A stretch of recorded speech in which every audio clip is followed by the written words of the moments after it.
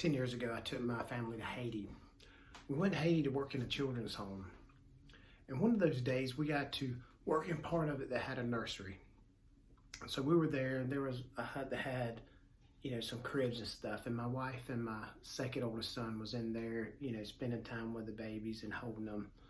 And I was kind of in between. I was inside. I was watching out because I had 3 other boys. 2 of them are twins. They were out running around, what little boys do. And, I was watching back and forth. I was going back and forth. I heard a cry. And I was like, oh, no. First thing I think is like, what did my boys do? So I went in looking around, and I saw this little girl. She probably 1 or 2. And she was crying. I mean, that sob crying where slobber and the fingers in the mouth. And she was just, I don't know what happened. Because I can't speak the language. And I saw her come. And, when I saw her come, I just got down on my knees and I just put my arms wide open.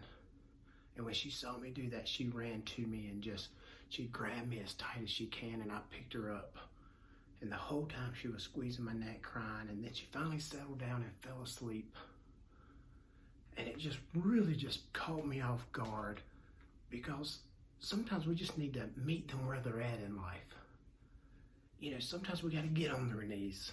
We got to look at where they're at that moment. Sometimes you just need a hug, and you may be the hug that just sets them free, basically. And when I was holding that little girl, I had the people that actually worked there was looking at me strange, and I was like, what's going on? And they told my wife, it's like, usually she's scared of people, especially white people. She's never been that close to one, or just always ran from them.